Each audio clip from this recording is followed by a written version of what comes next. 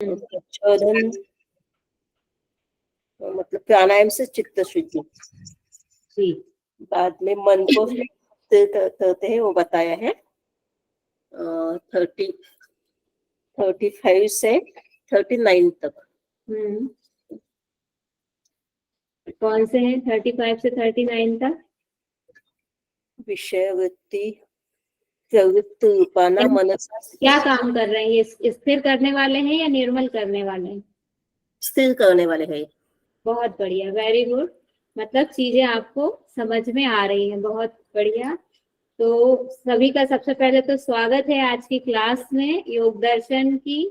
हम योग दर्शन की पहले जनरल इंट्रोडक्शन, फिर समाधि के बाद में फिर उसके प्राप्त करने के साधन, क्या क्या प्रक्रिया है वो सब हम समझते समझते आज फाइनली समाधि को समझने के लिए आगे बढ़ रहे हैं। आज हम समाधि वाले पाठ को, जो सबसे खास विषय वस्तु है समाधि, उसी को आज हम पढ़ने वाले हैं। तो सभी का बहुत बहुत स्वागत है। आज आपको आवश्यकता है अपनी इंद्रियों को पूरी तरह से एकाग्र करने की, अपने आंख कान नाक पूरी तरह से खोल के रखने की। बहुत ध्यान से पूरे चित्त को यहीं रखिएगा।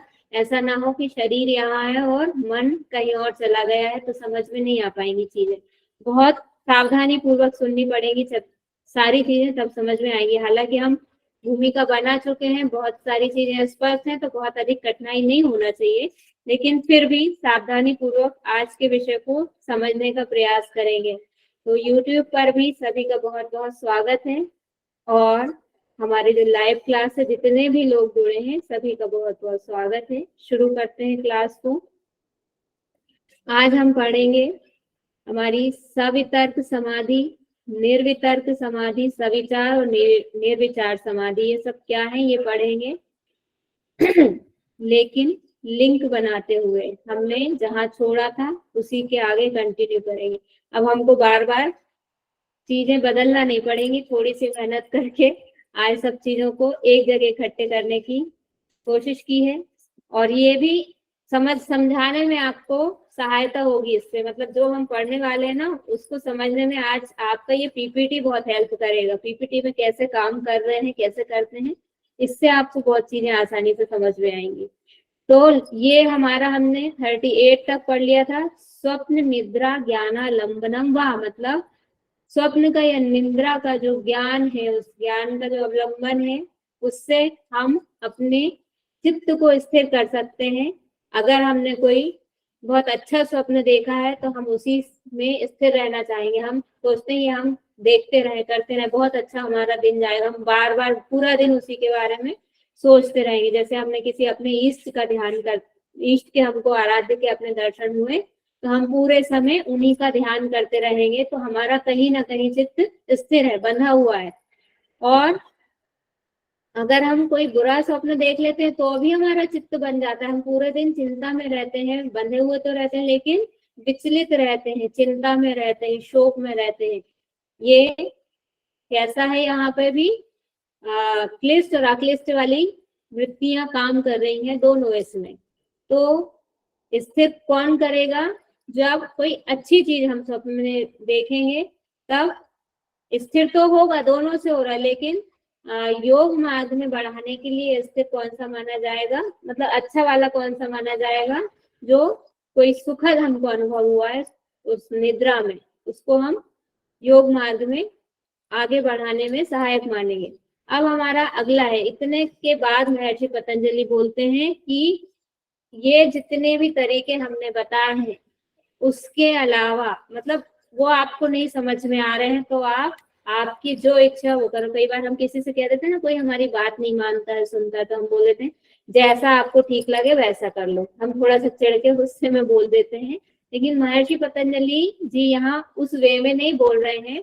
वो तो केवल हमारी सरल, मतलब हमारे लेवल को देख के कि भाई आपसे ये भी नहीं हो रहा है, तो आपको तो क्या करना है, अपने चित्त को रोक के रखना है, स्थिर करना है, वृत्तियों को नहीं आने देना है। तो आप अब उसके लिए जैसा आपको ठीक लगे वैसा कर लो। तो क्या क्या उन्होंने उपाय बताए हैं, मतलब उन्होंने नहीं बताए, ये तो फिर हमारे ऊपर छोड़ दिया है कि हम कुछ भी कर सकते। जैसे हम अपने, जैसे एक एग्जाम्पल मैंने दिया था कि कोई बहुत अच्छा, इतना अच्छा डांस या नृत्य कर रहा है कि हम एक टक उसको देख रहे हैं, हमारा मन ही नहीं हट रहा है, तो वो कैसा हो जाएगा? वो भी तो एक टाइप का ध्यान हो जाएगा, मेडिटेशन, मतलब स्थिरता हो जाएगी चित्त की।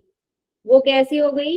नृत्य संगीत के माध्यम से हो गई, म्यूजिकल हो गई स्थिरता आपकी। तो वो यहाँ अलग अलग टाइप के ये आपको एक, आप इन सब पे लगा सकते हैं और अपने चित्त को स्थिर कर सकते हैं। माइंडफुलनेस वाला मेडिटेशन कर सकते हैं।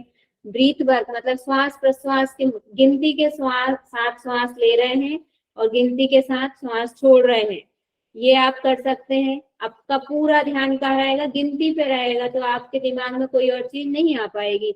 दूसरा, फिर यहाँ पे आ जाएगा, अच्छा ये चीज ऐड लेना पड़ेगी,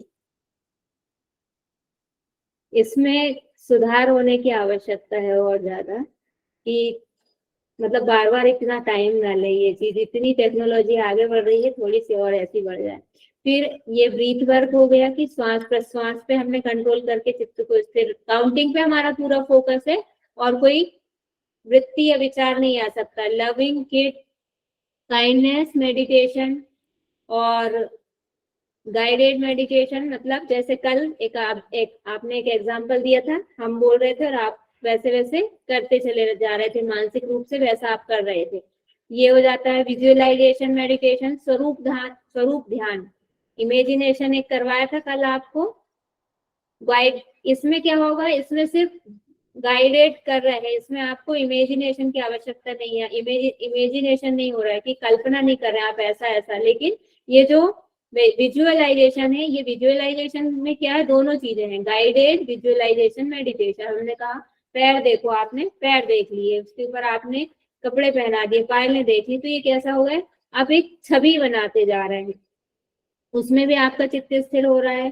क्रिस्टल मेडिटेशन, क्रिस्टल मेडिटेशन को आप ज्योति ध्यान से कल्पना उसकी कर सकते हैं, और या क्रिस्टल दूसरे रूप में अगर देखें तो फिजिकल बॉडी का ध्यान करके भी इसको हम मान सकते हैं, कि किसी भी भौतिक चीज का, भौतिक फिजिकल मटेरियल का ध्यान करके आप इसको कर सकते हैं। किसी वस्तु में किसी के बहुत आसक्ति रहती है तो उसी का ध्यान करो, वहां भी आपको तो चित्त को रोकना है किसी भी चीज पे, लेकिन वो एक ही चीज होना चाहिए, उससे ज्यादा नहीं होना चाहिए, आना जाना वाला काम खत्म होना चाहिए। मंत्र मेडिटेशन, मंत्र उच्चारण कर रहे हैं और हम कहते हैं कि मंत्रों का उच्चारण एकदम शुद्ध होना चाहिए, नहीं तो अर्थ का अनर्थ हो जाता है। जैसे इंद्रासन की जगह निंद्रासन मांग लिया, तो इसलिए कब होगा वो? जब सजगता से करेंगे, और सजगता है मीन्स आपके फिर कोई और चीज नहीं आ पाएगी, एक ही चीज रहेगी। उसके बाद ट्रांसेंड, क्या लिखा है ये? Transcendental meditation. हाँ, ये वाला कपिल शर्मा बनना पड़ेगा मुझे फिर से। यही वाला जो आप कह रहे हैं ना, यही वाला। महेश योगी जी, महेश योगी। एग्जैक्टली, महेश योगी जी का भावातीत ध्यान है ना, हिंदी में भावातीत ध्यान है उन्हीं का। जी मैम जी, भावातीत ध्यान। हाँ, फिर बॉडी स्कैन, बॉडी स्कैन का क्या होगा बताइए?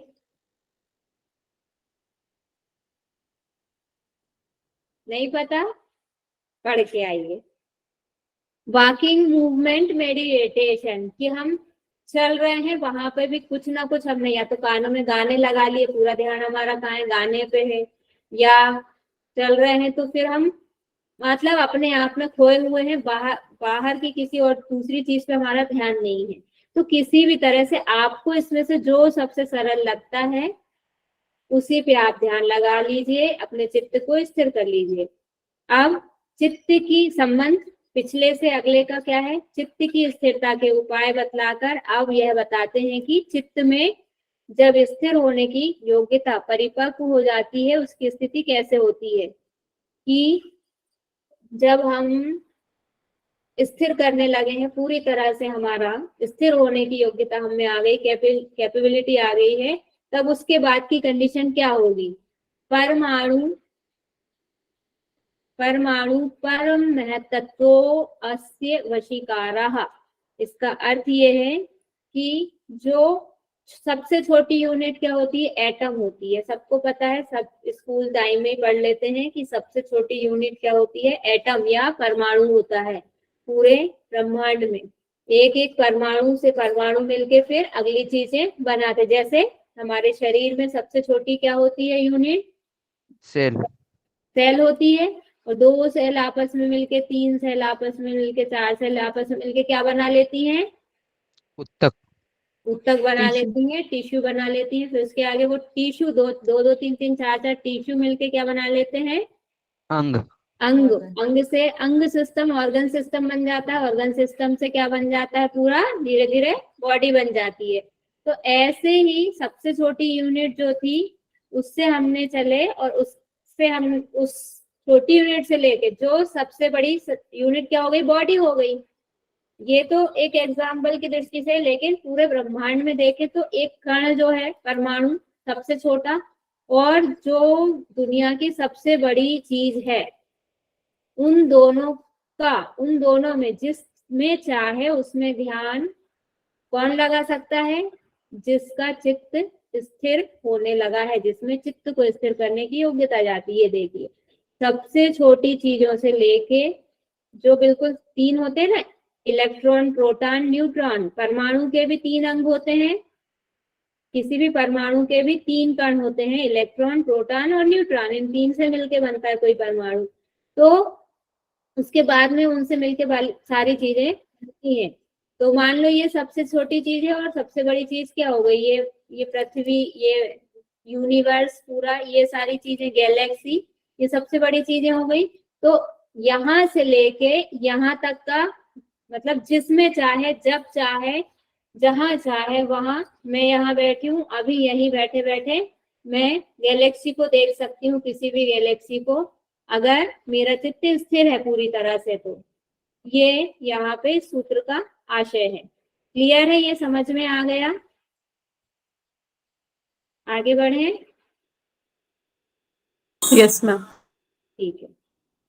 अब अगले सूत्र में संबंध क्या बताया गया है? पहले बताए हुए उपायों से जब साधक का अपने चित्त पर अधिकार हो जाता है और चित्त अत्यंत निर्मल होकर उसमें समाधि की योग्यता आ जाती है, इसके बाद किस प्रकार क्रम से संप्रज्ञात सभी समाधि सिद्ध होती है उसका वर्णन आरंभ करते हैं। अब देखिए, अब इसको हम, वो जो मैं बोल रही हूँ, पीपीटी आपको समझाने में आज बहुत हेल्प करेगा। कैसे करेगा उसको देखिए।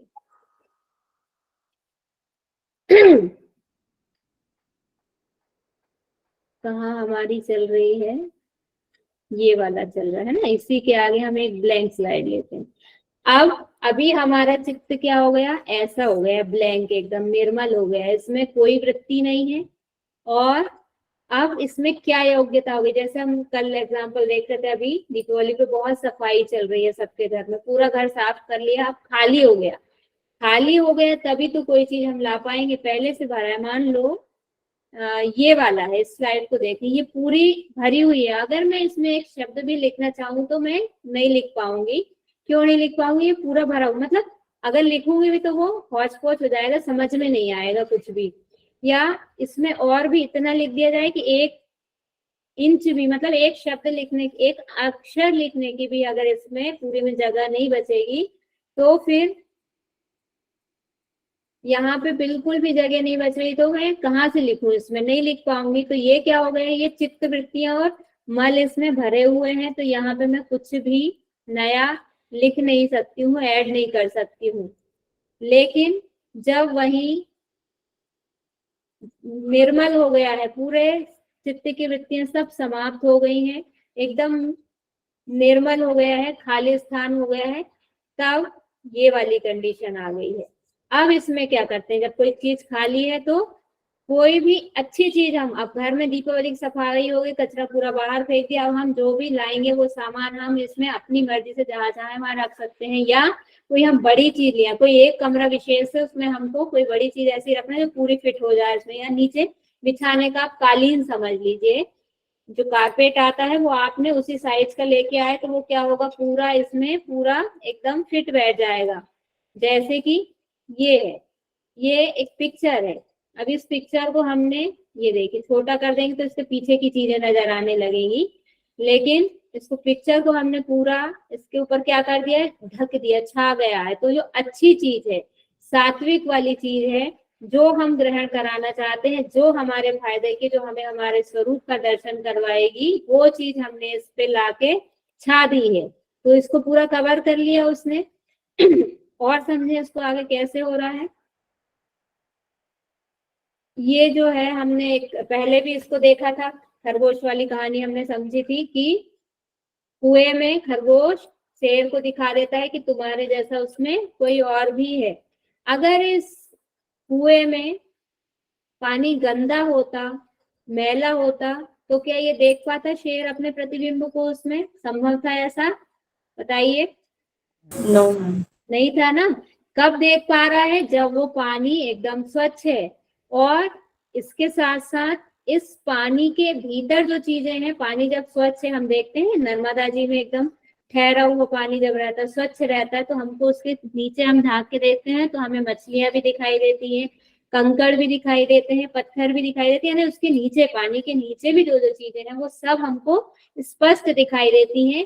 तो जब हमारे सारी वृत्तियां दूर दूर हो गई हैं, सारे हमारे जो लालटेन वाला एग्जाम्पल हमने देखा था कि सारे क्या थे, कालिक जो छाई हुई थी लालटेन में, ऐसे जो कालिक छाई हुई थी, उसकी परत छमी थी, वो सारी परत हट गई है, तो सब चीजें आर पार मतलब दिखाई देने लगी तदाकार। यानी अब ये शेर अपना प्रतिबिंब उसमें देख पा रहा है, जैसा है वैसा स्वरूप। यानी ये पानी पे क्या हो गया, यहाँ अभी शेर को मत, ये मत सोचिए कि शेर को स्वरूप दिखाई दे रहा है, अभी ये सोचिए कि ये चित्त है, ये जो पानी है ये क्या है, चित्त है।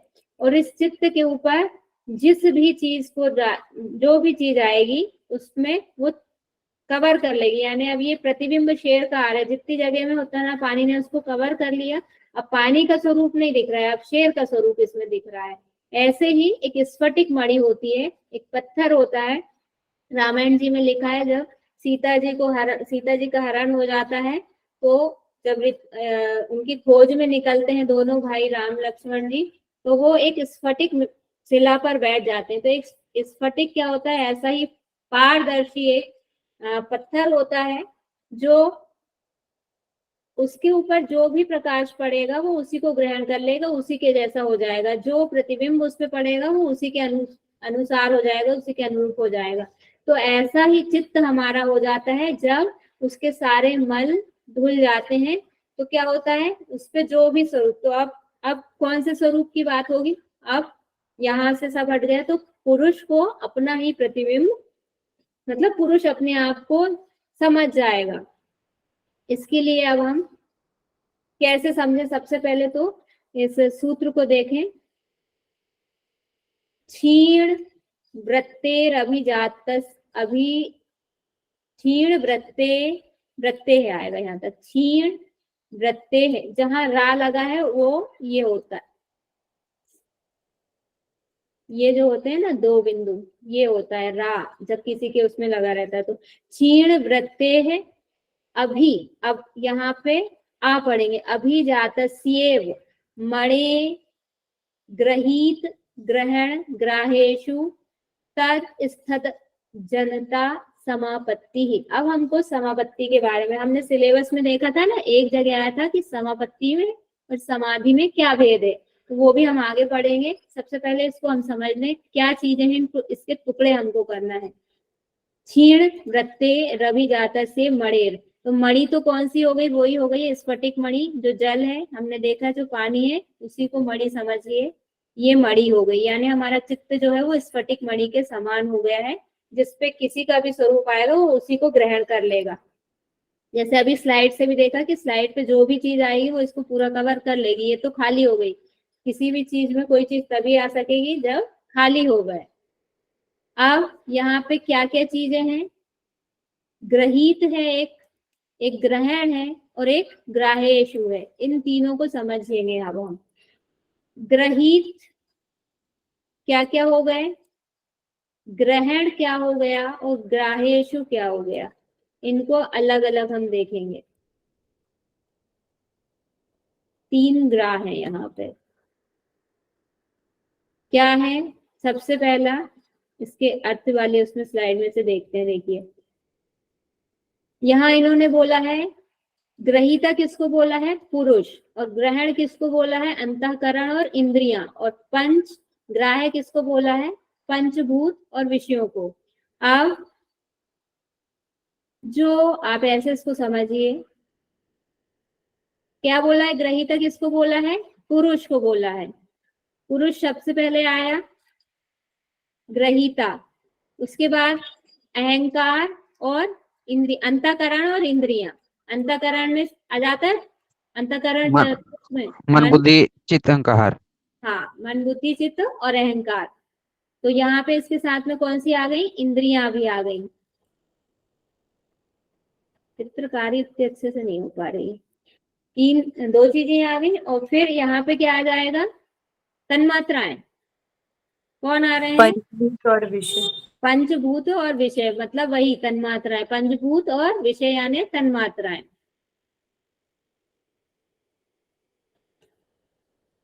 प्लस तन्मात्राएं आ जाएंगी। क्यों? विषय किसके होते हैं? तन्मात्राओं के होते हैं ना।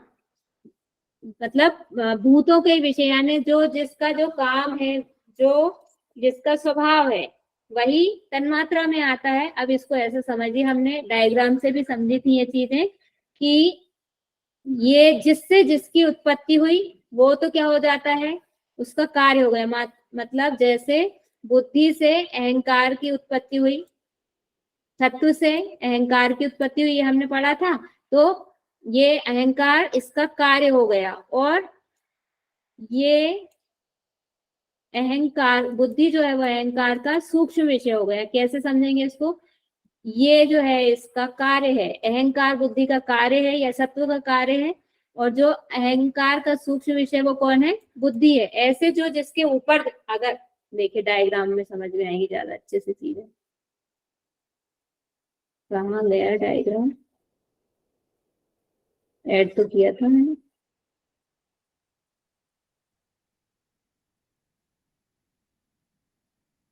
ये देखिए, नीचे को जब जा रहे हैं तो क्या हो रहे हैं? कार्य हो रहे हैं। ऐसे जब जा रहे हैं तो कार्य हो रहे हैं। जो जिसके बाद आ रहा है वो उसका क्या है? कार्य है। और जब ऐसे ऊपर जा रहे हैं तो क्या हो गया? वो उसका सूक्ष्म विषय है। कारण, सूक्ष्म विषय है ना, कारण नहीं कहेंगे इसको हम, तो सूक्ष्म विषय लेके चलेंगे ताकि हमको समझने में आसानी रहे। क्यों देखना है कार्य और सूक्ष्म विषय? इसलिए देखना है कि जब सृष्टि हो रही है, सृष्टि हो रही है तो नीचे की तरफ जा रहे हैं। फाइनली ये पंच महाभूत बन गए। यानी कि जो हमको ये दिख रहा है शरीर, ये क्या है? कार्य है। और ये हमको क्यों मिला है? अपने वास्तविक स्वरूप को जानने के लिए। तो इसी के माध्यम से क्या हो जाता है, जरा में अननेसेसरी चित्रकारी, इसी के माध्यम से हमको यहाँ पहुंचना है। जो हमको मिला है ये शरीर, भौतिक शरीर जो मिला है, इसके द्वारा हमको वापस पुरुष को जानना है, वास्तविक स्वरूप को जानना है। तो इससे सूक्ष्म में जाएंगे तन्मात्रा में, इससे सूक्ष्म में जाएंगे मन बुद्धि अहंकार में जाएंगे, कर्मेंद्रियों में जाएंगे। और इससे सूक्ष्म में फिर बुद्धि, और बुद्धि से सूक्ष्म प्रकृति तक जाएंगे। प्रकृति तक की पहले यात्रा करेंगे, उसके बाद में जब प्रकृति तक को समझ लिया, भेद पता चल जाए कि अलग अलग है, तब पुरुष को हम प्राप्त कर पाएंगे, उसको समझ पाएंगे। तो सूक्ष्म विषय ऊपर की तरफ जा रहे हैं, एक से एक ध्यान लगाते जाएंगे। पहले फिजिकल बॉडी से हम स्टार्ट करते हैं, आसन प्राणायाम करते हैं, ये सब फिजिकल लेवल पे होते हैं। फिर हम ध्यान की स्थिति में आते हैं तो हम इन सब पे करते हैं। ये सब चीजें, जो इतनी सारी चीजें हैं, ये सब काय में आ जाती हैं? सूक्ष्म में ही आ जाती हैं। यहाँ तक ये सारी चीजें सूक्ष्म, बल्कि ये भी सारी सूक्ष्म में ही आ जाती हैं। ये आपका आ जाएगा काहे में आ जाएगा? मान लीजिए ये दोनों, क्योंकि ये भी पंचभूत से ही रिलेटेड है, ये दोनों आपके आ रहे हैं ग्राह्य में। जो ग्राह्य वाली कंडीशन आ रही थी ग्राह्येषु, उसमें ये आ रहे हैं। और उसके बाद वाली ये चीजें आपकी आ रही हैं ग्रहण में। और ये आपका आ रहा है ग्रहीता में, पुरुष, जिसको ग्रहण किया जाना है। अब इसको वापस चलते हैं ऊपर।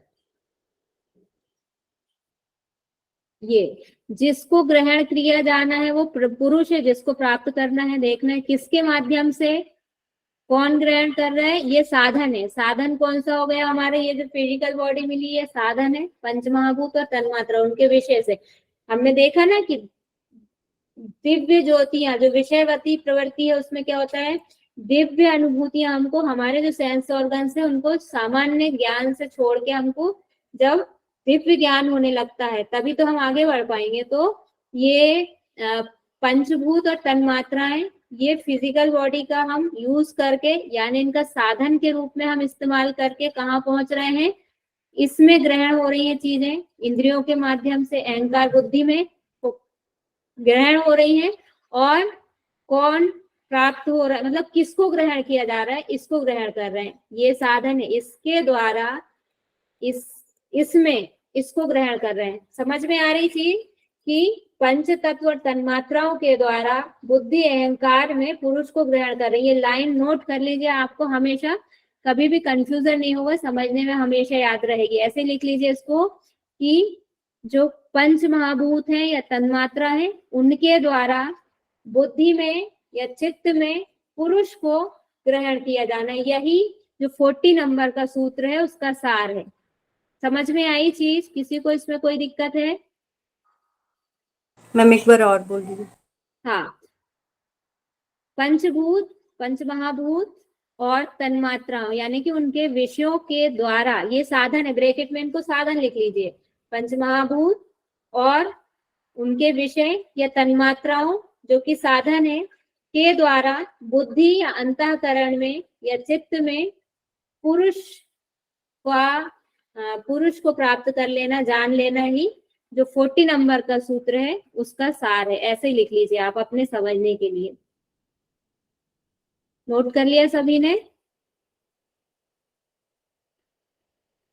समझ में आई ये चीज, इतनी क्लियर है? किसी को इसमें कोई डाउट तो नहीं है?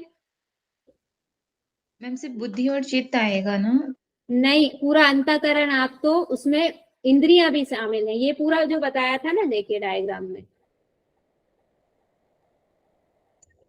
अच्छा, डायग्राम हमारा बहुत नीचे है।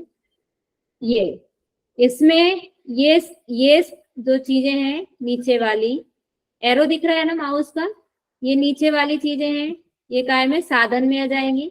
ये पूरी चीजें आपकी ग्रहण करने वाले में आ जाएंगी और ये आपका जो ग्रहण हो रहा है वो उसमें आ जाएगा। ठीक है, ओके, क्लियर है? आगे बढ़े। हाँ जी। ये देखिए, ये लाइन लिखी भी हुई है ऐसे, ग्रहीता पंचतत्व पंच तन्मात्राएं, इसका भी स्क्रीनशॉट ले लीजिए, इंद्रिया एवं अंतःकरण, और ये लेकिन जैसे बुक में लिखा है वैसे ही लिखी हुई है ये चीजें, लेकिन जो मैंने लाइन लिखवाई है उससे आपको कभी जीवन में कंफ्यूजन नहीं होगा कि किसका रोल क्या है। ये ग्रहण किया जाना है, इनमें ग्रहण किया जाना है और इनके द्वारा इसमें या इनमें इसको ग्रहण किया जाना है। ये है कहानी पूरी, बस यही सार है 40 नंबर के सूत्र का, इसका। ठीक है, आगे बढ़ते हैं अब हम 42। अब पहले संबंध देखें, क्या संबंध है आपस में दोनों का। सामान्य रूप से संप्रज्ञात समाधि का स्वरूप बतला दिया। अब इसके भेदों का वर्णन करते हैं। ये जो हमने देखा ये क्या थी, हमारी संप्रज्ञात समाधि। क्यों थी संप्रज्ञात समाधि, बताइए किसी को। चार्ट जो समझा था, अगर आपको समझ में आया इस पर से तो कोई आपको दिक्कत नहीं हुई। क्यों है संप्रज्ञात समाधि, बताइए। हमने पढ़ी है पहले, 17 नंबर के सूत्र में पढ़ा था हमने, याद आ रहा है? वितर्क विचार आनंद अस्मिता। वितर्क विचार आनंद अस्मिता समाधि से जो शब्द को देख हाँ लेना वही है। हाँ, वही। क्यों इसको बोला, अभी जो 40 नंबर का है, क्यों है वो समाधि? क्योंकि इसमें वृत्तियों का जो क्षीण होना है, इसलिए इसे संप्रज्ञात समाधि कहा गया है। इसलिए कहा गया है क्योंकि इसमें आपकी सारी चीजें हैं, आपकी बुद्धि मतलब आपकी ये जो ज्ञान, पंच ज्ञानेंद्रिया, पंच कर्मेंद्रिया, तन्मात्राएं, पंचभूत, ये सब चीजें सम्मिलित है, सबका रोल है कहीं ना कहीं, ये सब चीजें हैं। इसलिए इसको हमने बोला है संप्रज्ञात समाधि। यहाँ पे इस सूत्र में इनकी बात नहीं की गई है, लेकिन चूंकि हम पहले से पढ़ के आए हैं इसलिए हमें पता है कि वहां इतनी सारी चीजें सब ले रहे हैं। चार प्रकार हमने उसके पढ़े थे ना संप्रज्ञात समाधि के, वो सारी चीजें इसमें शामिल है, इसीलिए इसको संप्रज्ञात समाधि बोला है। और इसी को यहाँ पे समापत्ति कहा गया है। जो एक आपका टॉपिक आता है ना सिलेबस में कि समापत्ति और समाधि में अंतर, वो यहीं से आप स्पष्ट कर लीजिए, क्योंकि ये सारी चीजें इसमें कहीं ना कहीं संस्कार आपके शेष हैं, और जहां जैसे वो संस्कार भी नहीं रहेंगे तब जाके आपकी समाधि लगेगी, वास्तविक समाधि। ये अभी इसीलिए इसको बोला है संकीर्ण सवितर्क। ये इससे समझ लेते हैं इसको, तत्र शब्दार्थ ज्ञान विकल्पे संकीर्ण सवितर्क समापत्ति ही। मतलब अब यहाँ पे क्या है, शब्द भी है, अर्थ भी है, ज्ञान भी है। इसमें हम फिजिकल बॉडी भी दिख रही है हमको, उनके विषय भी दिख रहे हैं कि मतलब कान से हम सुनते हैं, ध्यान पूरी चीज है। जैसे आपको हम बोल रहे हैं कि किसी मूर्ति का ध्यान कीजिए, आपने मंदिर में सबसे पहले आपसे बोला कि आप अपने मंदिर में इष्ट या आराध्य जो बैठे हैं उनका ध्यान कीजिए। तो जब आप आंखें बंद करेंगे तो क्या होगा, आपको क्या क्या दिखाई देगा? अभी करके देखिए क्या क्या दिख रहा है। अच्छा, मैंने बोला आप अपनी इष्ट का ध्यान करिए, तो बताइए क्या क्या दिख रहा है आपको, कोई भी एक बता दीजिए।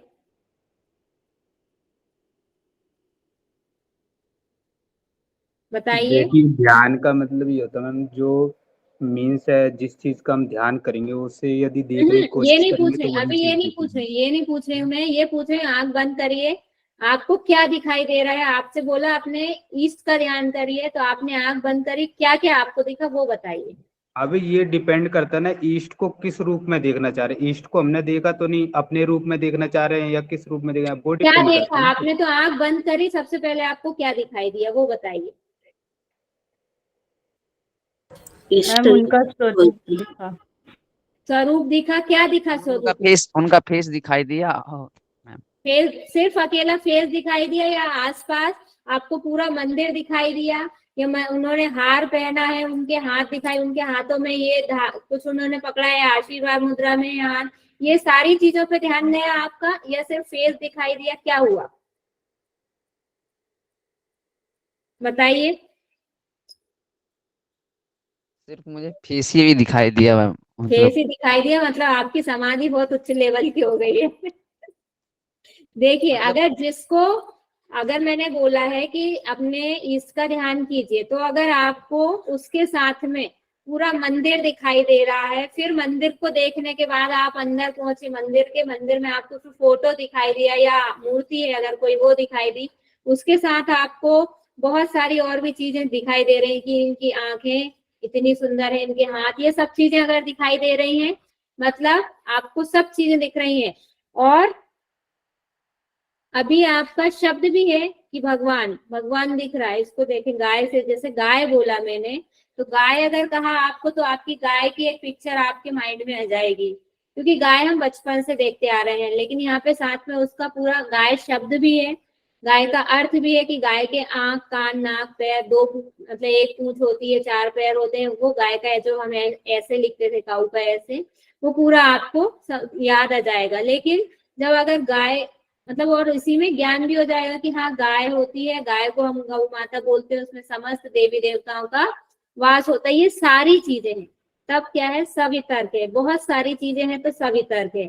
लेकिन ये देखिए, ये पिक्चर से भी समझ लीजिए, ये पूरी आपको गाय जब बोला तो पूरा आपको ये सारी चीजें नजर आ जाएंगी कि गाय दूध देती है, गाय के यूरिन का भी यूज किया जाता है औषधि में, उसके गोबर का भी बहुत उपयोग है, मतलब पूरी उसके तो सारे प्रोडक्ट बहुत ही महत्वपूर्ण है। और जब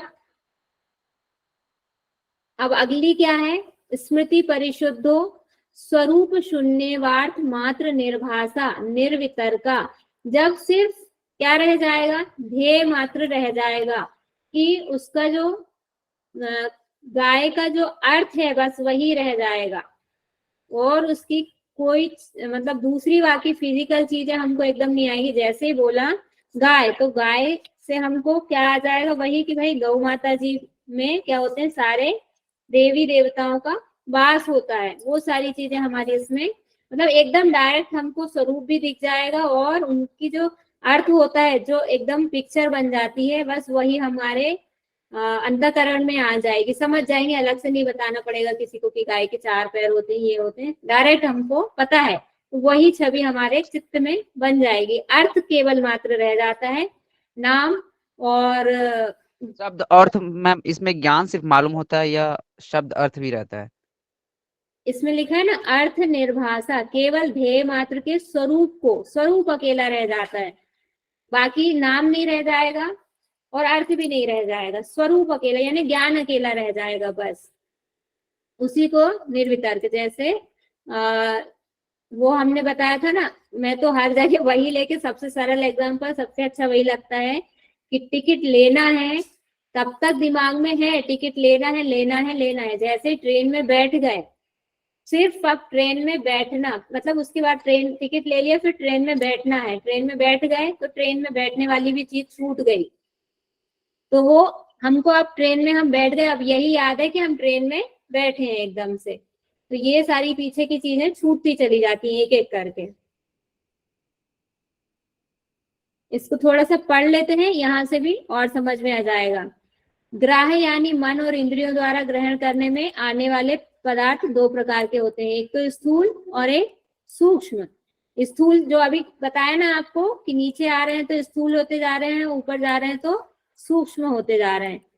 इनमें से किसी एक स्थूल पदार्थ को लक्ष्य बनाकर उसके स्वरूप को जानने के लिए जब योगी अपने चित्त को मन उसमें लगाता है, तब उस पहले पहले होने वाले अनुभव में उस वस्तु के नाम, रूप और ज्ञान के विकल्पों का मिश्रण रहता है, सभी चीजें रहती हैं।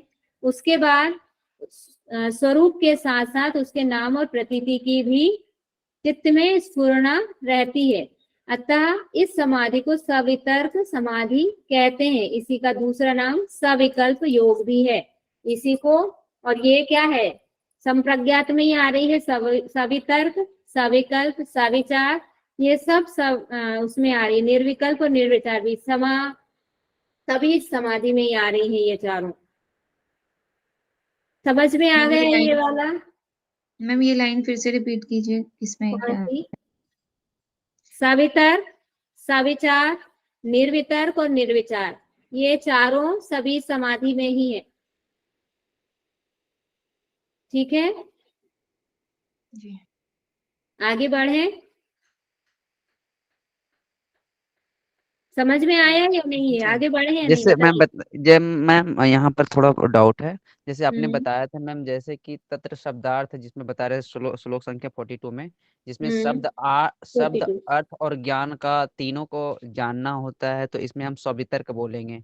और हाँ, और जिसमें सिर्फ अर्थ मात्र निर्भास रहेगा, हमें उसे बोलेंगे नहीं, निर्वितर्क बोलेंगे। ये सब वो जिसमें अर्थ भी रह जाएगा वो भी सब उसमें ही आ रहा है हमारा, किसमें, संप्रज्ञात में ही आ रहा है, वो भी संप्रज्ञात में ही आएगा। हाँ, ये जरूर अलग हो जाएंगे, सवितर्क और निर्वितर्क। देखिए, अर्थ मात्र रह जाएगा तो निर्वितर्क, केवल अर्थ हमारा, जैसे हमने सुना गाय, तो हमको गाय का ऐसा वाला जिसके सूक्ष्म स्वरूप, मतलब सूक्ष्म जो अर्थ है उसमें, जैसे कि हमने सुना है कि देवी देवताओं का वास होता है, वो दिखाई तो नहीं देते हैं लेकिन हमको उनका भी ज्ञान हो जाएगा। तब बाह्य स्वरूप के साथ साथ अंतर का, अब बाह्य स्वरूप का, फिजिकल बॉडी का हमको अर्थ उतना नहीं रहेगा, लेकिन हमको जैसे बोला गाय, तो हमको उसके सूक्ष्म स्वरूप तक का हमको ध्यान हो जाएगा, अर्थ उसका समझ मतलब रहेगा मन में, तब निर्वितर्क रहेगी। ऐसे ही देखिए, चारों में क्या है, एक जोड़ी टेबल बना लीजिए, एक टेबल बनाइए, उसमें लिखिए सवितर्क, तो सवितर्क के आगे लिख दीजिए शब्द, अर्थ और ज्ञान तीनों रहते हैं। फिर नंबर 2 पे लिखिए निर्वितर्क, तो निर्वितर्क में क्या रह जाता है, अर्थ मात्र शेष रह जाता है। उसके बाद लिखिए तीसरे नंबर पे सविचार, उसमें भी रहेंगे शब्द, अर्थ और ज्ञान, तीनों चीजें रहेंगी। और फिर उसके बाद निर्विचार, निर्विचार में भी क्या रहेगा, अर्थ अकेला शेष रहेगा। ये 4 चीजें हैं, ये चारों ही उसमें आती हैं, अपने सभी समाधि में या संप्रज्ञात असंप्रज्ञात संप्रज्ञात संप्रज्ञात समाधि में। ठीक है, लिख लिया, नोट कर लिया, ये आगे बढ़े। आज का मतलब थोड़ा सा जटिल है, इसको समझना ऐसे ही है कि बुद्धि पूरी तरह से आपकी खाली होना चाहिए, रितंभरा प्रज्ञा, तब ये समझ में आती है चीजें।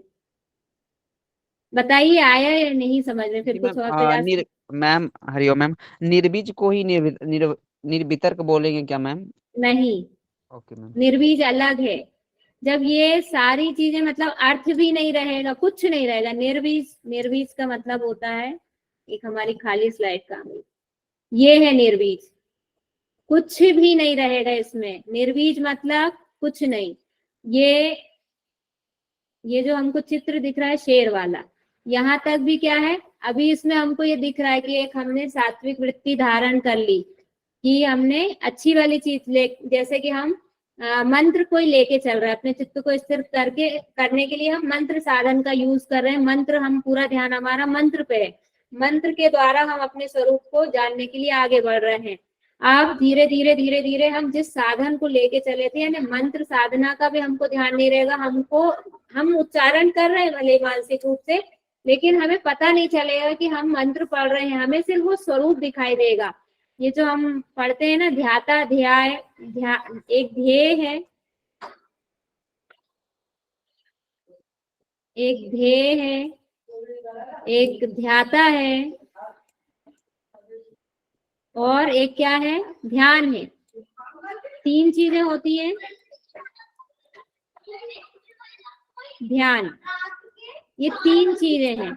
इन तीनों में क्या हो जाती है, एकता जब आ जाती है तब वो निर्वीज समाधि होती है। लेकिन इनके लिए जो जो साधन यूज किए जाते हैं, जब वो साधन भी समाप्त हो जाए, उन साधनों का भी संस्कार शेष ना रहे, कि हम चाहे मंत्र के द्वारा आए या हम स्वरूप ध्यान करते हुए आए, अपने आराध्य की मूर्ति का ध्यान करते हुए आए, ज्योति का ध्यान करते हुए आए, जिस सात्विक विचार का हमने ध्यान करते हुए आए वो भी नहीं रहे, तब हमारा होता है निर्वीज समाधि। उसके पहले तक, जब तक यही मेन अंतर है समाधि में और समापत्ति में।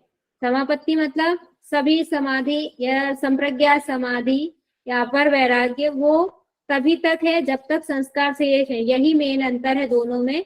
जब वो संस्कार 0% हो गए, एकदम पूरा ब्लैंक हो गए, तब जाके निर्वीज समाधि होती है या केवल्य की प्राप्ति तब कही जाती है। ठीक है पवन जी? जी मैम, यहाँ पर बता रहे मैम, ध्येय ध्याता ध्यान, ध्येय को यहाँ हाँ पुरुष मान सकते हैं मैम, ध्येय को पुरुष, हाँ और ध्याता को हम मान लेंगे अंतःकरण और इंद्रियां, और ध्यान हाँ में हम जो पंच महाभूत और पंच हाँ तन्मात्राएं, ऐसा। हाँ, जी मैम, जी समझने मैम। के लिए। और ये तो बहुत सूक्ष्म सूक्ष्म होती जाती है चीजें, लेकिन सही है ये। ठीक है, जी मैम।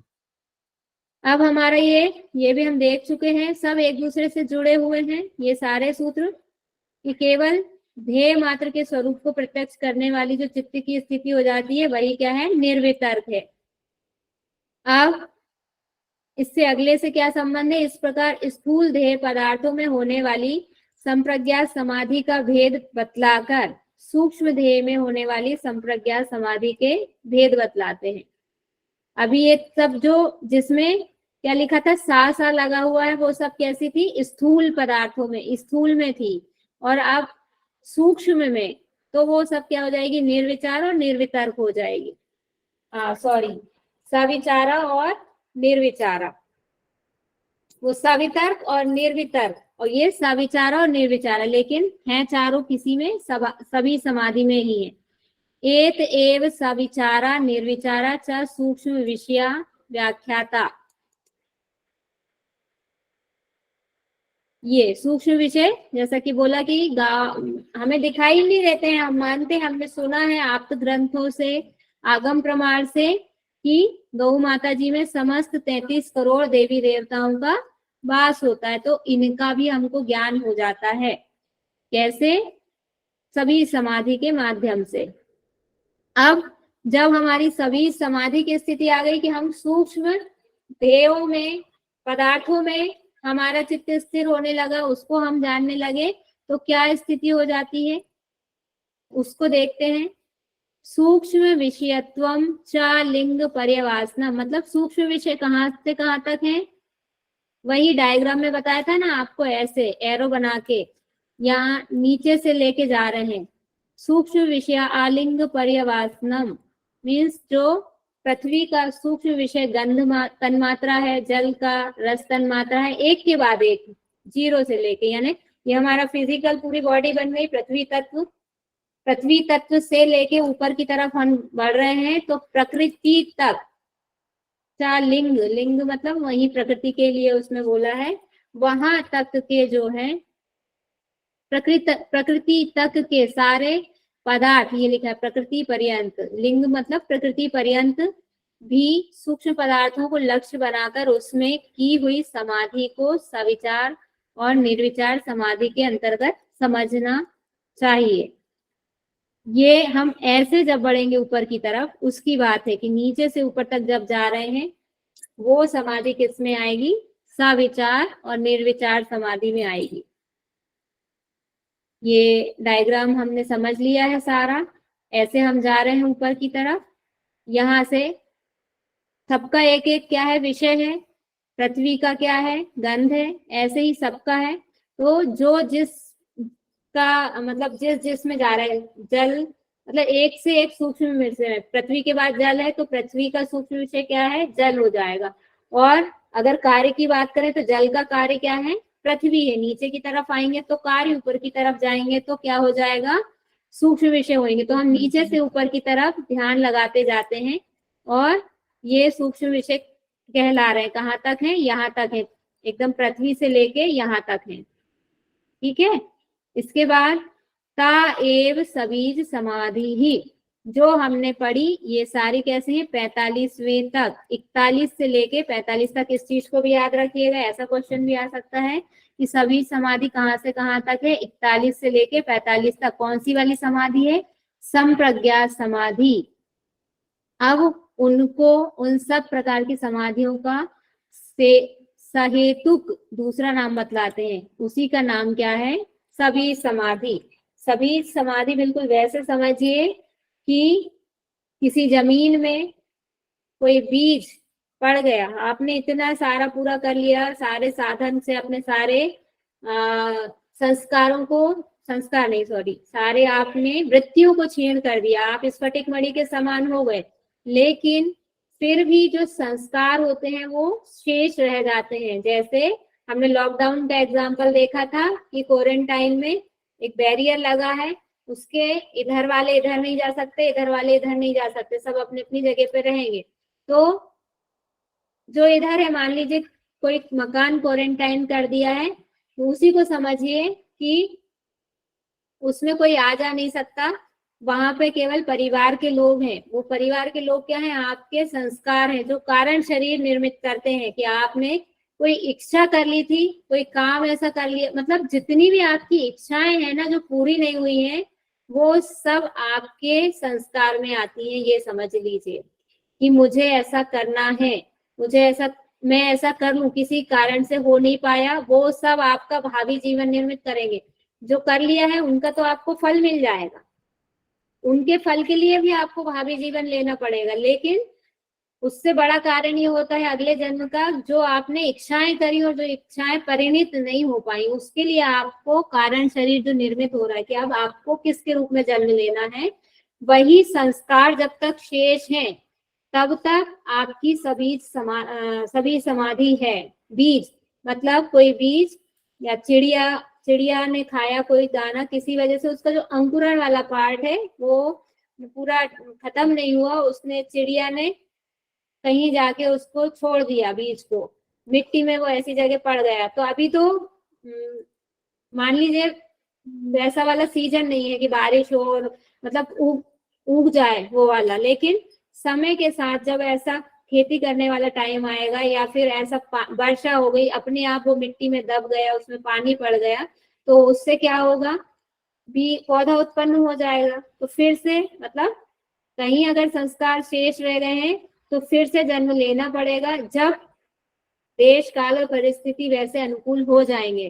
तो जैसे वायरस होता है, वायरस अंदर पड़ा रहता है बिल्कुल चुपचाप, वैसी अवस्था में कौन सी उसको बोलते हैं, बिना हरकत करने वाली अवस्था में, शून्य अवस्था में पड़ा रहता है। लेकिन जैसे ही उसको एटमॉस्फेयर उसके एडॉप्टेबल मिलता है, अनुकूलित परिस्थितियां जैसी मिलती है, वो हरकत में आ जाता है और अपना काम करना शुरू कर देता है, असर दिखाना शुरू कर देता है। ऐसे ही ये संस्कार होते हैं कि जब देश काल परिस्थितियां, जब समय आ जाएगा कि आपको अब अपने जो कर्म है उनका फल भोगना है, प्लस आपकी जो इच्छाएं थी अब समय आ गया है कि उनको पूरा होना है, तब आपको वैसी वाली परिस्थितियों में वैसा जन्म मिल जाएगा। तब तक, जब तक आपके संस्कार पूरी तरह से समाप्त नहीं हो रहे, तब तक सभी समाधि है। जैसे ही पूरे संस्कार समाप्त, कोई बीज नहीं बचा, वो चिड़िया ने उसको ऐसा कर दिया कि वो उसको छोड़ भी देगी, उसका जो मतलब टूटन फूटन है, उसका जो अंकुरण वाला पार्ट है उसी को खत्म कर दिया है चबा चबा के, तब फिर वो बीज मिट्टी में भी पड़ जाए, उस पर पानी भी पड़ जाए तो वो अंकुरित नहीं होगा। जो बीज खराब हो जाते हैं, पानी पड़ जाता है, उनकी अंकुरण क्षमता समाप्त हो जाती है, तब वो उनको पूरी परिस्थितियां भी वैसे तो भी वो अंकुरित नहीं होते हैं। तो ऐसा यही बड़ा अंतर है समापत्ति में या समाधि में, सभी समाधि में या निर्वीज समाधि में, कि संस्कार शेष रह गए हैं, वो समाधि है, वृत्तियां नहीं है कोई भी, केवल संस्कार शेष है। और निर्वीज समाधि में वो संस्कार भी समाप्त हो जाते हैं। आगे देखेंगे, ये सब लिखा हुआ है इसमें। निर्विचार वैशारध्यात्म प्रसाद, निर्विचार वैशारध्य अध्यात्म प्रसाद, मतलब निर्विचार समाधि अत्यंत निर्मल होने पर, और भी ज्यादा निर्मल हो गई निर्विचार समाधि, तो आध्यात्म प्रसाद, अधि का अर्थ होता है, क्या होता है अधि का अर्थ? हमने श्रीमद् भगवत गीता में पढ़ा ना, अध्यात्म का अर्थ दिया हुआ है आत्मा का ज्ञान। आत्मा को ही आध्यात्म के नाम से जाना जाता है। तो आत्मा संबंधी जो ज्ञान होता है उसी को बोलते हैं आध्यात्म प्रसाद। ये कब आ जा रहा है ये क्वेश्चन, ऐसा का ऐसा याद रखिए। आध्यात्म प्रसाद का फल क्या है, निर्विचार समाधि का फल क्या है? आध्यात्म प्रसाद। आत्मा का ज्ञान कब होता है? निर्विचार समाधि के अत्यंत निर्मल होने पर। क्लियर है इतना?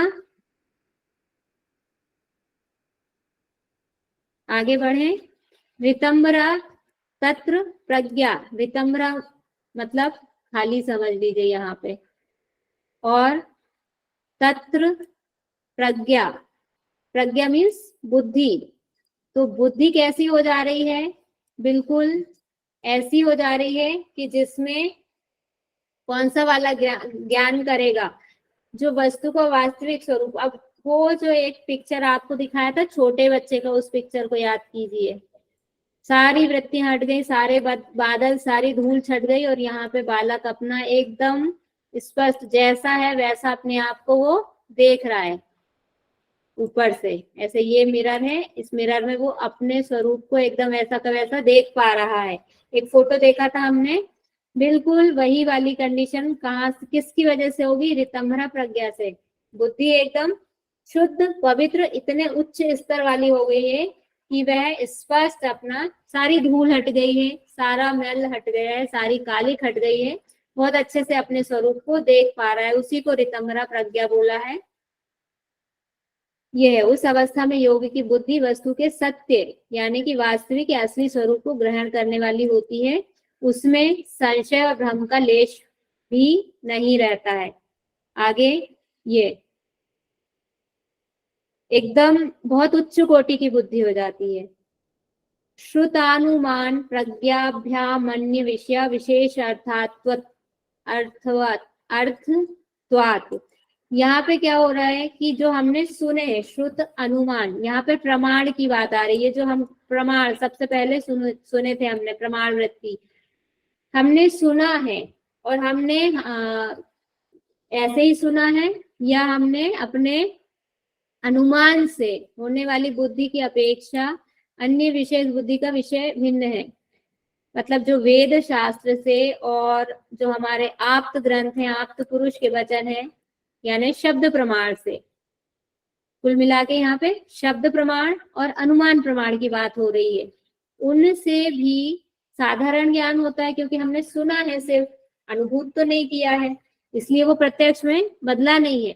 अनुमान हमने देखा था कि प्रत्यक्ष में बदल भी जाता है और नहीं भी बदलता। फाइनली जितने भी प्रमाण है वो सारे कहीं ना कहीं जाके आखिरी में प्रमाण में परिवर्तित हो जाते हैं, प्रत्यक्ष में परिवर्तित हो जाते हैं, प्रत्यक्ष प्रमाण में परिवर्तित हो जाते हैं। पूर्ण ज्ञान नहीं होता है इनसे, क्योंकि ये साधारण वस्तु का ज्ञान करवाते हैं और इससे भी जो ऊपर की चीज है, जो वस्तु के वास्तविक ज्ञान कराती है, वह उस वाले अर्थ की यहाँ पर बात हो रही है।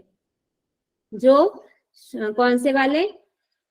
अनुमान प्रमाण और शब्द प्रमाण से के अलावा जो ज्ञान हमको ऐसे समझ में नहीं आता, उसका ज्ञान करवा दे, उसकी बात हो रही। जैसे आगे आएगा, कैवल्य पाद में आएगा वो, कि मान लीजिए ये एक क्षण है, ये दूसरा क्षण है। घड़ी चलती है हमारी, सबसे बड़ा वाला कांटा जो होता है घड़ी का, मतलब सबसे छोटा कांटा होता है, वो काय का होता है? घंटे का होता है। 60 मिनट होते हैं घंटे में। तो हमको एग्जाम में जब हम बैठे जैसी परीक्षा देने, हमारे पास 3 घंटे हैं, हमको लगता है हम कर लेंगे आराम से, हम स्टार्ट करते हैं पेपर करना, बहुत टाइम है हमारे पास में, ज्यादा समय रहता है घंटे में, उसको समझा जा सकता है। फिर दूसरा होता है मिनट का कांटा। मिनट का कांटा क्या होता है? उसमें थोड़ा सा जल्दी चलता है कांटा, घंटे वाला धीरे चलता है, मिनट का थोड़ा सा और फास्ट चलता है। जब लास्ट में क्या होता है, एग्जाम में 5 मिनट या 10 मिनट या 15 मिनट पहले एक बेल बजती है, लास्ट 15 मिनट्स रिमेन। तो हम क्या करते हैं, हमारी स्पीड बढ़ा देते हैं और हमको लगता है कि बहुत तेज भाग रही है घड़ी, कम समय मिलता है, ज्यादा लिखना रहता है, तो कम टाइम मिल रहा है समझने के लिए, चीजों को करने के लिए।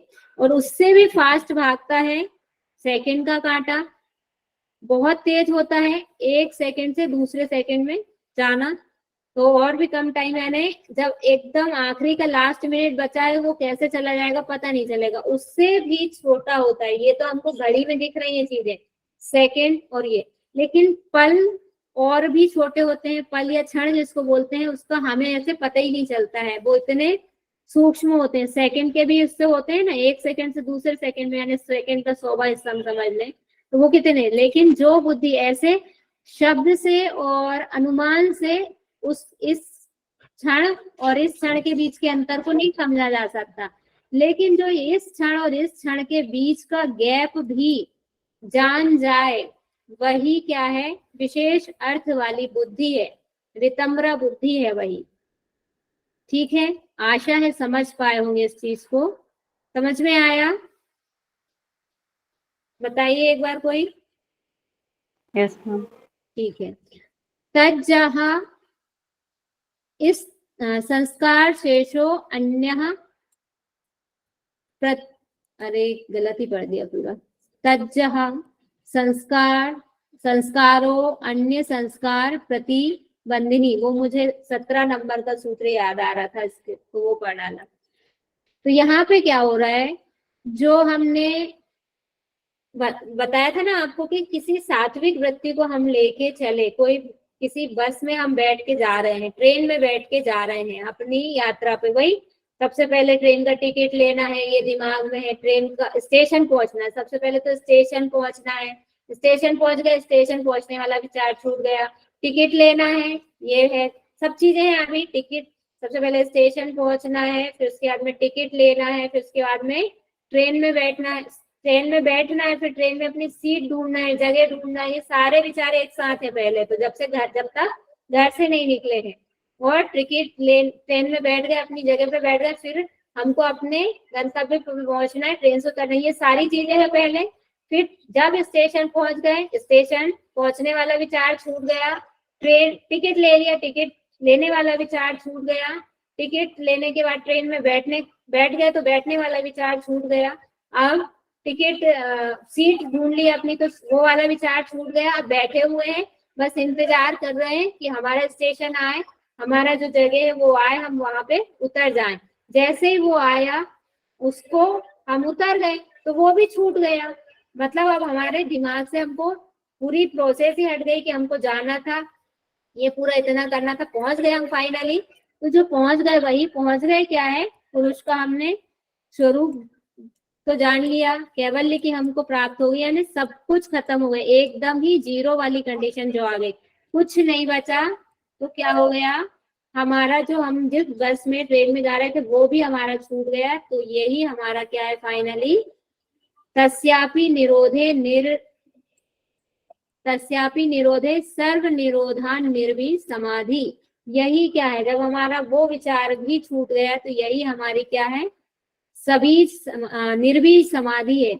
जब रितंबरा प्रज्ञा जनित संस्कार के प्रभाव से अन्य सब प्रकार के संस्कारों का अभाव हो जाता है, बाकी सारे सब अब पहुंच गए तो अपने आप सारी चीजें छूट गई। तो अब क्या होगा, उसके बाद उस रितंबरा प्रज्ञा से उत्पन्न संस्कारों में भी हमारी आसक्ति नहीं रहती। जैसे मंत्र साधन करके हम गए तो उस मंत्र का भी हमको भान नहीं है कि हम किसी मंत्र से पहुंचे थे, हमको जो स्वरूप दिखने लगा, मान लीजिए किसी को प्रकाश दिखता है तो वो प्रकाश दिखने लगा जब ये वाला, तो अब उसको बाकी की चीजों से क्या लेना देना, उसको मंत्र से भी कुछ नहीं लेना, भूल गए। इतना अच्छा दर्शन है, इतना अच्छा अनुभव है कि हमें ना तो इस शरीर का ध्यान रहता है। आप खुद से कभी लगातार प्रैक्टिस करेंगे ना तो बैठ के देखिएगा, कुछ क्षण को आप अपने शरीर को भूल जाएंगे कि मैं ध्यान कर रहा था तो मेरा ये फिजिकल बॉडी आप भूल जाएंगे। करके देखिए लगातार कुछ समय तक, 5-6 महीने तक आप प्रैक्टिकल करके देखिए, आप अपने इस भौतिक शरीर को 5 मिनट 6 मिनट अगर बैठेंगे तो भूल जाएंगे कि कुछ हो रहा है। हाँ, ये होना चाहिए कि वहां पे आपको एटमॉस्फेयर आसपास का ऐसा हो, नहीं तो मक्खी काट रही, मच्छर काट रहे हैं, दूसरी चीजें आपको परेशान, बहुत तेज गर्मी लग रही है, बहुत तेज सर्दी लग रही, तब आप नहीं कर पाएंगे। आपको एक सम वातावरण होना चाहिए आसपास का, तब आप ये अनुभूति कर पाएंगे। आपको ये अपने शरीर का भान नहीं रहेगा, आपको सिर्फ ये वाली कंडीशन में आपको ये लाइट दिखती रहेगी, आप इसी पे आपका पूरा फोकस रहेगा कि मतलब शरीर है ये नहीं पता, सामने वाला क्या है ये नहीं पता, जो मंत्र लेके आया था मैं मंत्र के माध्यम से यहाँ पहुंचा ये भी नहीं पता, कुछ नहीं पता रहेगा, बस ये लाइट पे पूरा फोकस आपका रहेगा। यही देखेगी, मतलब आपको ये लगेगा मैं ये लाइट ही हूँ और कुछ नहीं है। ये वाली कंडीशन जब आ जाएगी तभी क्या होगी, आपकी निर्वी समाधि।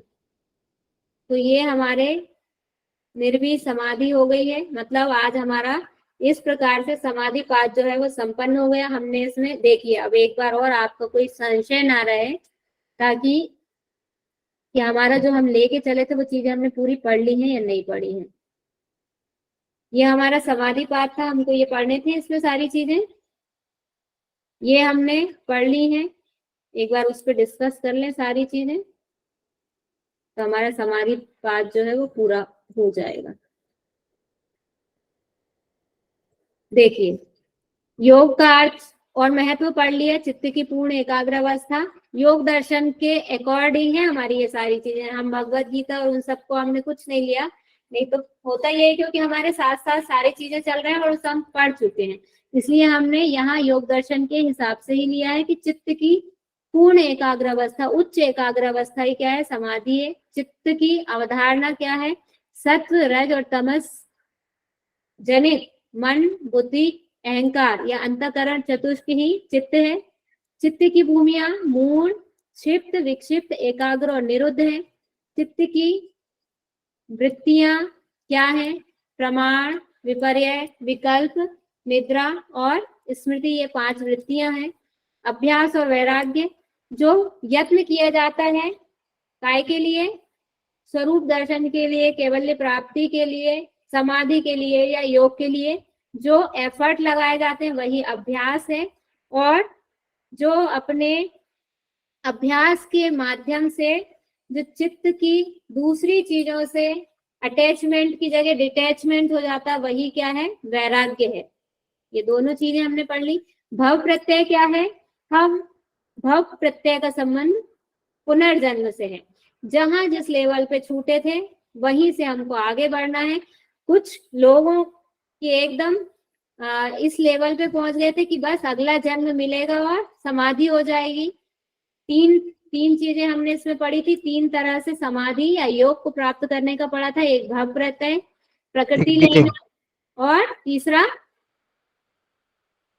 श्रद्धा, वीर, क्या क्या थी? स्मृति, श्रद्धा, वीर, स्मृति। स्मृति और समाधि, और प्रज्ञा। Very good. इतनी चीजें थी, ये क्या थे? योग को प्राप्त करने के साधन थे। अब इसके बाद हमने क्या पढ़ना था समाधि में? क्या हमने पढ़ लिया? उपाय प्रत्यय, यही आ गए, श्रद्धा, वीर, स्मृति, समाधि, प्रज्ञा। चित्त के विक्षेप कौन कौन से थे? 9। अंतराय, व्याधि, स्त्यान, संशय, प्रमाद, आलस्य, अविरति, भ्रांति दर्शन, अनवस्थित तत्व, अलब्ध भूमिकत्व और अनवस्थित तत्व। ये 9 क्या थे? व्यवधान, बाधाएं। विक्षेप, सहभोग, ये इसके साथ ही दुख, दौर्मनस्य, अंग में जयत्व, श्वास प्रश्वास। और एक तत्व का अभ्यास किस लिए था? चित्त को स्थिर करने के लिए। जिनका चित्त ये कैसे दूर हो रहे थे? ये अंतराय ईश्वर शरणागति से। तीसरा एक साधन हमने पढ़ा था समाधि का या योग को प्राप्त करने का, ईश्वर प्रणिधान, ईश्वर प्रणिधानाद्वा 23 नंबर के सूत्र में। तो एक और तरीका क्या है समाधि का? ईश्वर प्रणिधानाद्वा। और जब ईश्वर प्रणिधान हो जाएंगे तो ये जो हमारे शत्रु हैं 9 और 5 कितने हो गए? 14। इन 14 को भगवान जी अपने आप हम तक पहुंचने नहीं देंगे, दूर से ही डंडा मार के भगा देंगे। एक तत्व का अभ्यास हम, इनके अलावा अगर हम ईश्वर शरणागति नहीं है, ये साधन पंचक से आगे बढ़ के आ रहे हैं, तब हमारे चित्त को एक स्थिर करने के लिए एक तत्व का हम साधन कर सकते हैं। निर्मल हो गया, यहाँ इन सब चीजों से निर्मल हो गया मान लीजिए, तो स्थिर करना है तो एक तत्व का अभ्यास करके, अपने ईष्ट, अपने आराध्य का ध्यान करके, या जैसे भी। फिर चित्त प्रसादन, अगर चित्त निर्मल नहीं है तो चित्त को निर्मल करने के लिए भी उपाय बताए हैं। क्या क्या क्या उपाय बताए हैं चित्त को निर्मल करने मैत्री के? करुणा मैत्री, मुदितो करुणा, वीक्षणम सुख सुख दुख दुख पुण्य पुण्य। भावनास्ते चित्त प्रसादनम। हाँ, और क्या चीजें हैं फिर उसके आगे? दुख दौर मनुष्य अंग में जयत्व श्वास प्रश्वास विक्षेप सहभोग। अरे ये तो विक्षेप बता दिया आपने। चित्त प्रसादन के और साधन क्या? चित्त को निर्मल करने का और क्या साधन था? एक और साधन था 34 नंबर के सूत्र में, क्या है वो? Very good. ये भी क्या है? चित्त को निर्मल करने का साधन है। इसके बाद 35 नंबर के सूत्र से 39 नंबर के सूत्र तक हमने क्या पढ़े हैं? चित्त को स्थिर करने का उपाय। कौन कौन से हैं वो? विषयवती था, और विषयवती विषयों व का बाद प्रवृत्ति ज्योतिषमती है। और वीतराग विषयम वा चित्तम। Very good, very good. और लास्ट में क्या बोल दिया उन्होंने? स्वप्न निद्रा ज्ञानालंबना वा। हाँ, स्वप्न निद्रा ज्ञानालंबनम वा भी है। उसके बाद लास्ट में क्या बोल दिया पतंजलि जी ने? कि आपको जो समझ में आ जाए, ये नहीं बन रहे हैं आपसे, तो आपसे जो बने आपको कॉन्सेंट्रेट होना है, कैसे भी करना। ठीक है, ये तो हमारे चित्त को निर्मल करने के, स्थिर करने के, एक एक चीज अलग अलग दिमाग में बहुत अच्छे से रखिएगा कि चित्त को स्थिर पूछा है तो क्या है, निर्मल करने के पूछा है तो दो साधन अलग हैं। अब समाधि के प्रकार और स्वरूप जो अभी हमने इतने सारे पढ़े, सभी समाधि और असंप्रज्ञा समाधि। आध्यात्म प्रसाद हमने पढ़ा, आध्यात्म प्रसाद का क्या अर्थ होता है और वो किसका फल है? आध्यात्म प्रसाद किसका फल है? निर्विचार समाधि, निर्विचार समाधि का फल है। आध्यात्म प्रसाद आत्मा संबंधी ज्ञान। ऋतंभरा प्रज्ञा हमने पढ़ ली, कैसी बुद्धि होती है ऋतंभरा प्रज्ञा? क्या हो जाता है इसमें? बुद्धि में सत्ता आ जाती है, बुद्धि की तीव्र इच्छा बोल सकते हैं, या सत्य ग्रहण करने की क्षमता जो आ जाती है। जो जैसा है वास्तविक स्वरूप में उसको ग्रहण करने की योग्यता इसमें आ जाती है बुद्धि में। सभी समाधि और समापत्ति में क्या अंतर है? मतलब सभी समाधि और समापत्ति एक ही है, तो क्या है ये समापत्ति? कितने भेद हैं इसके? क्या क्या चीजें इसमें हैं बताइए? इसमें 4 है। जहाँ शब्द और वितर्क, अर्थ विचार, आनंद, अस्मिता। और जो एक हमने देखा था निर्वितर्क, निर्विचार और सवितर्क, सविचार, वो भी इसी में आते हैं, सभी समाधि में ही। समाधि में। ठीक है।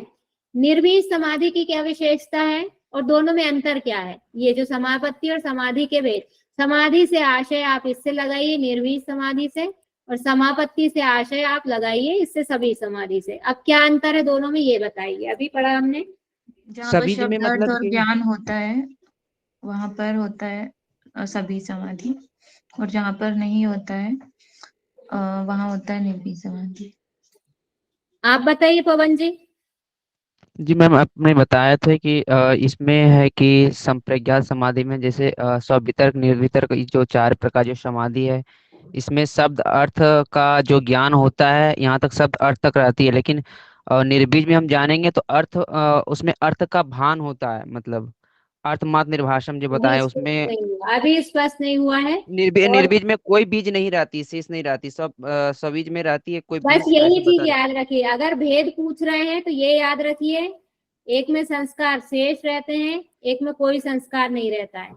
ठीक है, ये अंतर है, बस कुछ नहीं, इतना ही याद रखिए। इसमें जीरो वाली स्थिति है, निर्बीज मतलब जीरो, एकदम बोलते हैं ना शून्य में समझ आना, शून्य हो जाना, तो ये निर्बीज है। और यहाँ पे कुछ ना कुछ आपका रहेगा, कोई ना कोई बीज पड़ा हुआ है, मैं, मेरा, कुछ ना कुछ है। यही अंतर है सबीज में, समापत्ति में और निर्बीज में। ठीक है, अब तो गड़बड़ नहीं करेंगे। फिर ईश्वर की अवधारणा हमने सबसे पहले पढ़ ली थी, क्या है ईश्वर, बताइए क्लेश कर्म विपाकाशय। जी, क्लेश परामरस कर्म पुरुष विपाक विशेष। आशय से जो रहित है वही पुरुष, जिसमें क्लेश कर्म विपाक और आशय है वो क्या है, पुरुष है। और जो इनसे रहित है वही क्या है, विशिष्ट पुरुष है, विशेष पुरुष है, पुरुषोत्तम है, ईश्वर है। ये ईश्वर की अवधारणा हो गई। ईश्वर प्रणिधान की प्रक्रिया क्या है, क्या कैसे ईश्वर प्रणिधान करना है, ईश्वर प्रणिधानाद्वा, और उसको हमको जानना है कि भाई सबसे बढ़कर ईश्वर है, ईश्वर से बड़ा कुछ भी नहीं है। हम उसको शरणागति हो गए, उसके नाम का जाप करेंगे। और इसमें एक प्रणव का भी ध्यान रखना ईश्वर की अवधारणा में, कि उसका नाम क्या है, प्रणव। प्रणव नाम से वो जाना जाता है। प्रणव का अर्थ पूछते हैं, ये क्वेश्चन आया है बहुत पहले 2017 में आया, जब ऑफलाइन मतलब ऐसे नहीं होती थी एग्जाम, ऑनलाइन नहीं होता था, हार्ड कॉपी मिलती थी, तब ये क्वेश्चन आया था, प्रणव का अर्थ क्या होता है। ओम होता है प्रणव का अर्थ, या ओम को क्या किस नाम से जानते हैं, ऐसे कैसे भी क्वेश्चन आ सकता है। तो इसकी परिभाषा, या परिभाषा क्या है ईश्वर की, ये परिभाषा है, पूछी है तो 24 नंबर का सूत्र आएगा, नाम पूछा है तो 27 नंबर का सूत्र आएगा। ठीक है, ईश्वर प्रणिधान की प्रक्रिया, प्रक्रिया मतलब तद जपत इस तदर्थ भावनम, ये वाली 28 नंबर का सूत्र है, वो क्या है, प्रक्रिया है। ऐसे ही क्वेश्चन आएंगे जैसे हम बोल रहे हैं अभी, ऐसे ही क्वेश्चन आएंगे। परिभाषा पूछी 24 नंबर, और प्रक्रिया पूछी ईश्वर प्रणिधान की प्रक्रिया, तो कौन सा आ जाएगा, 28 नंबर। 27 नंबर नाम। क्लियर है इतनी चीजें, ये हमारा समाधि पाठ कंप्लीट हो गया आज।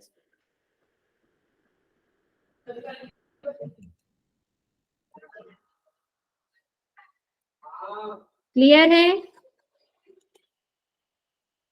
मैम, ये ऋतंभरा प्रज्ञा निर्विचार समाधि के बाद आता है। कौन सा, ऋतंभरा प्रज्ञा? हाँ, क्रम से चल रही है सब चीजें, क्रम से चल